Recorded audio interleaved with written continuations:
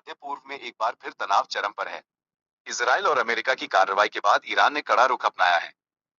क्या ये सिर्फ एक सीमित हमला है या बड़े युद्ध की शुरुआत? आज हम आपको पूरी सच्चाई, पृष्ठभूमि और इसके संभावित असर आसान भाषा में समझाएंगे। घटना क्या है? इसराइल और अमेरिका द्वारा ईरान पर किए गए हमले की खबरें जब सामने आती हैं, तो सबसे पहले ये समझना जरूरी होता है कि हमला किस प्रकार का था। क्या ये एयर स्ट्राइक थी, मिसाइल हमला था या किसी सैन्य ठिकाने को निशाना बनाया गया? आमतौर पर ऐसे हमलों का उद्देश्य दुश्मन के सैन्य ठिकानों, हथियार डिपो या परमाणु सुविधाओं को नुकसान पहुंचाना होता है। इस तरह की घटनाएं अचानक नहीं होती, बल्कि इनके पीछे लंबी राजनीतिक और सैन्य पृष्ठभूमि होती है। किन देशों की भूमिका है? इस पूरे मामले में मुख्य रूप से तीन देश जुड़े होते हैं: इसराइल, अमेरिका और ईरान। इसराइल अक्सर ईरान को अपनी सुरक्षा के लिए बड़ा खतरा मानता है, जबकि अमेरिका मध्य पूर्व में अपने हितों और सहयोगी देशों की सुरक्षा को प्राथमिकता देता है। वहीं ईरान खुद को क्षेत्रीय शक्ति के रूप में देखता है और वह अपने प्रभाव को बढ़ाने की कोशिश करता रहा है।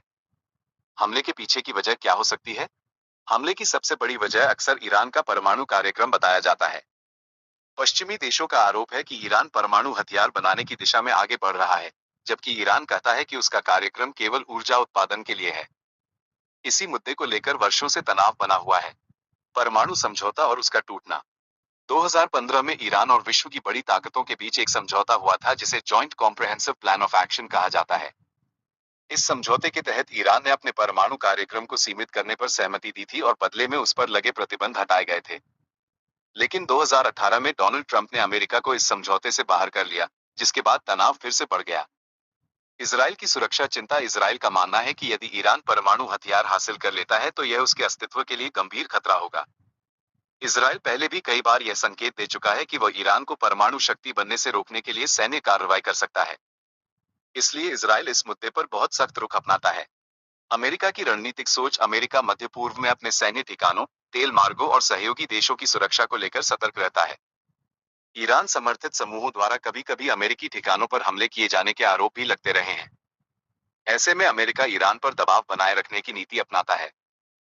मध्य पूर्व में पहले से तनावपूर्ण माहौल। मध्य पूर्व पहले से ही अस्थिर क्षेत्र रहा है।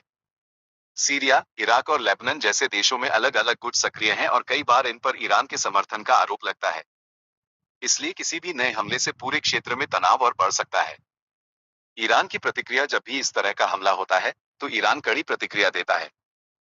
वह इसे अपनी संप्रभुता पर हमला बताता है और जवाबी कार्रवाई की चेतावनी देता है। कभी कभी ईरान सीधे सैन्य प्रतिक्रिया देता है, तो कभी वो कूटनीतिक तरीके से अंतर्राष्ट्रीय मंचों पर मामला उठाता है।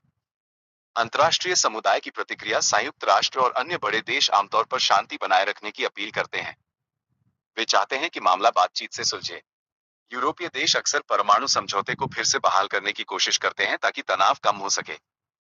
तेल की कीमतों पर असर। मध्य पूर्व दुनिया का बड़ा तेल उत्पादक क्षेत्र है। यदि वहां युद्ध या सैन्य तनाव बढ़ता है तो कच्चे तेल की कीमतें तुरंत बढ़ जाती हैं। इसका असर पूरी दुनिया की अर्थव्यवस्था पर पड़ता है, क्योंकि तेल महंगा होने से पेट्रोल, डीजल और अन्य वस्तुओं की कीमतें भी बढ़ जाती हैं। भारत पर संभावित प्रभाव। भारत जैसे देश जो तेल आयात पर निर्भर हैं, उन्हें ऐसी स्थिति में आर्थिक दबाव झेलना पड़ सकता है। तेल महंगा होने से महंगाई बढ़ सकती है और व्यापार प्रभावित हो सकता है। इसलिए भारत इस तरह के तनाव पर करीबी नजर रखता है और संतुलित विदेश नीति अपनाता है। क्या ये बड़े युद्ध में बदल सकता है? विशेषज्ञों का मानना है कि कई बार ऐसे हमले सीमित संदेश देने के लिए किए जाते हैं, लेकिन अगर जवाबी कार्रवाई तेज हो जाए तो ये बड़े युद्ध में भी बदल सकता है। हालांकि बड़े देश आमतौर पर पूर्ण युद्ध से बचना चाहते हैं, क्योंकि इससे भारी आर्थिक और मानवीय नुकसान हो सकता है। सैन्य गठबंधनों की भूमिका। नाटो जैसे सैन्य गठबंधन की भूमिका भी महत्वपूर्ण हो सकती है। यदि अमेरिका सीधे शामिल होता है तो उसके सहयोगी देशों की रणनीति क्या होगी, ये भी एक बड़ा सवाल होता है। हालांकि हर देश अपनी राष्ट्रीय नीति के अनुसार फैसला करता है। अंतर्राष्ट्रीय कानून का सवाल। ऐसे हमलों के बाद ये सवाल उठता है कि क्या यह अंतर्राष्ट्रीय कानून के अनुसार सही था या नहीं। क्या आत्मरक्षा का अधिकार लागू होता है या संयुक्त राष्ट्र की अनुमति ली गई थी? यह मुद्दा अक्सर वैश्विक बहस का विषय बन जाता है। आगे क्या हो सकता है? आगे की स्थिति कई बातों पर निर्भर करती है। क्या दोनों पक्ष बातचीत का रास्ता चुनते हैं? क्या नए प्रतिबंध लगाए जाते हैं या तनाव और बढ़ता है? कभी कभी ऐसे हालात कूटनीतिक समझौते की ओर भी ले जाते हैं, तो कभी लंबे समय तक तनाव बना रहता है। इसलिए भविष्य पूरी तरह राजनीतिक और सैन्य फैसलों पर निर्भर करता है।